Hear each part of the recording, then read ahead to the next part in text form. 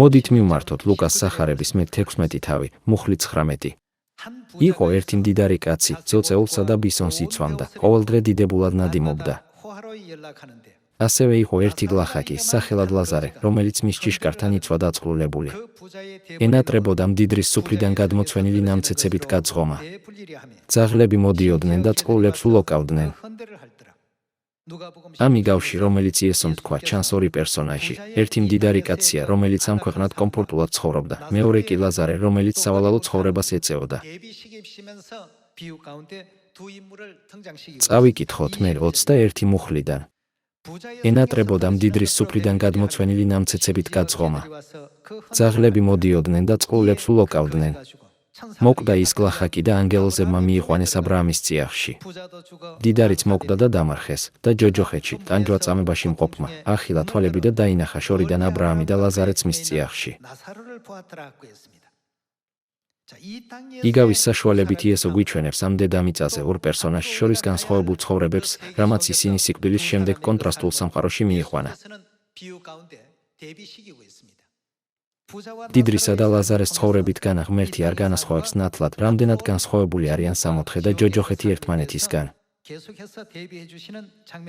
გავაგრძელოთ 23 მუხლით. და ჯოჯოხეთში, ტანჯვა წამებაში მყოფმა, ახილა თვალები და დაინახა შორიდან აბრაამი და ლაზარეც მის წიაღში. შესწახა და თქვა, მამაო აბრაამ, შემიწყალე და მომივლინე ლაზარე, რომ დაისველოს თავისი თითის წვერი წყალში და ენა გამიგრილოს, ვინაიდან ვიტანჯები ამალში. უთხრა აბრაამმა, შვილო, გაიხსენე, რომ უკვე მიიღე შენ სიცოცხლეში სიკეთე და ლაზარემ კი სიავე.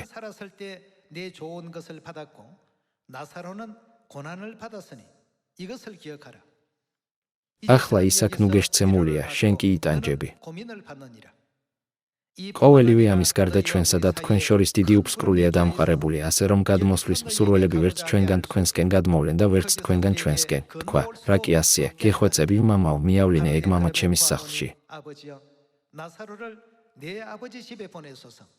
მდიდარს ეგონა, რომ სიკვდილი სიცოცხლის დასასრულს ნიშნავდა. მას არასოდეს წარმოედგინა, რომ სიკვდილი სულიერ სამყაროში ახალი ცხოვრების დასაწყისს ნიშნავდა. თუმცა მას შემდეგ, რაც მდიდარი კაცი გარდაიცვალა, მან აღმოაჩინა, რომ ლაზარე, რომელიც სიცოცხლის განმავლობაში იტანჯებოდა, ღვთისმკლავებში ნუ გეშს იღებდა. მაშინ, როცა თვითონ დღითი დღე ტანჯვაში იყო ჯოჯოხეთში. შემდეგ მდიდარმა ევედრებოდა ღმერთს. შეგიძლიათ გამომაგზავნოთ ლაზარე ჩემს ოჯახში და გაანათლოთ ისინი შემდგომი ცხოვრების არსებობის შესახებ, რათა ისინიც არ მოვიდნენ ამ სატანჯველ ადგილას. არ შეგვიძლია დავინახოთ, როგორ ითხოვს ის ღვთისწყალობას 25 მუხლში. უთხრა აბრაამმა, შვილო, გაიხსენე, რომ უკვე მიიღე შენ სიცოცხლეში სიკეთე და ლაზარემ კი სიავე. ახლა ისაკ ნუ გეშცემულია, შენ კი იტანჯები. ყოველივე ამის გარდა ჩვენსა და თქვენ შორის დიდი უფსკრულია დამყარებული, ასე რომ გადმოსვლის მსურველები ვერც ჩვენგან თქვენსკენ გადმოვლენ და ვერც თქვენგან ჩვენსკენ. თქვა, რა კი ასია, გეხვეწები მამაო, მიავლინე ეგ მამა ჩემის სახლში. ვინაიდან 5 ძმა მყავს, რათა მათ დაუმოწმოს, რომ არ მოხვდნენ ამ სატანჯველ ადგილას. ამ დედამიწაზე ადამიანებს არ აქვთ ცოდნა იმ სამყაროზე, რომელიც მათ ელოდება ამ ცხოვრების შემდეგ. მათ არ იციან, მათი ამჟამინდელი ცხოვრება მიჰყავს მათ სამოთხეში თუ ჯოჯოხეთში. მათი ბედის უცოდინარობით, ისინი უბრალოდ კმაყოფილნი არიან ამ ხილული და ფიზიკური სამყაროთი, სადაც ისინი უმიზნოდ ცხოვრობენ თავიანთი ცხოვრებით. თუმცა რეალობა ისაა, რომ სამოთხე და ჯოჯოხეთი ნამდვილად არსებობს სულიერ სამყაროში, რასაც ჩვენ ვერ ვხედავთ ფიზიკურ სამყაროში, სადაც ახლავ ცხოვრობთ. სულიერი სამყარო უხილავია. ამიტომ ამ დედამიწაზე ცხოვრებისას მდიდარი ადამიანი მხოლოდ ფიქრობდა, როგორ ვიცხოვრო ისეთი ცხოვრებით, რომელიც მხოლოდ ჩემთვის იქნება სასარგებლო. ეს იყო მდიდარი ადამიანის აზროვნება დედამიწაზე ცხოვრებისას, ხოლო ლაზარეს აზროვნება განსხვავებული იყო. მიუხედავად იმისა, რომ დედამიწაზე ტანჯვით სავსე დროებითი ცხოვრებით ცხოვრობდა, მისი მიზანი ყოველთვის სამოთხეში შესვლა იყო. შედეგად ის საბოლოოდ შევიდა სამოთხეში, მაგრამ მდიდარი ადამიანი ჯოჯოხეთში მოხვდა, რადგან სიცოცხლეში უგულებელყო სამოთხე. ასე რომ მდიდარ ადამიანს გულმოდგინედ სურდა მისი ძმები, რომლებიც ჯერ კიდევ არ იყვნენ ჩაგდებული ჯოჯოხეთში, სამოთხეში წასულიყვნენ შემდგომი ცხოვრების გაცნობიერებითა და გაგებით. მიხვდა, რომ როცა სიკვდილის მომენტი დადგება, გვიანი იქნება, არა? აღარ იქნება დრო მონანიებისთვის ან ჩვენი ქმედებების შესაცვლელად.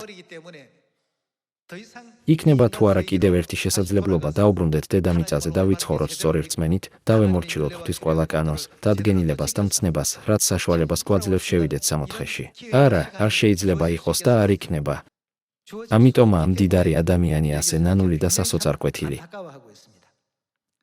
კიდევ ერთხელ წავიკითხოთ 27-ე მუხლი. თქვა, რა კი ასეა, გეხვეწები, მამაო, მიავლინე ეგ მამა ჩემის სახლში. ვინაიდან 5 ძმა მყავს, რათა მათ დაუმოწმოს, რომ არ მოხვდნენ ამ სატანჯვალ ადგილას. უთხრა მას აბრაამმა, მათ ჰყავთ მოსე და წინასწარმეტყველი. იმათ უსმინონ, ან თქვა, არა, მამაო აბრაამ, თუ ვინმე მკვდართაგანი მივა, მათთან მოინანიებენ. 31-ე მუხლში ნათქვამია. უთხრა მას, თუ მოსესა და წინასწარმეტყველთ არ მოусმენენ, მკვდრეთითაც რომ აღდგეს ვინმე არ ირწმუნებენ.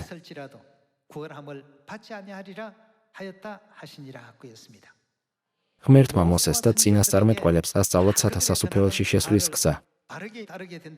მაშინ, თუ მოусმენთ მოსეს და წინასწარმეტყველებს და სწორად მივყვებით მათ ქადაგებას, ეს არ ნიშნავს, რომ თუ ასეთ სწავლებას მივიღებთ, სათასასუფეველში ასევე შევალთ.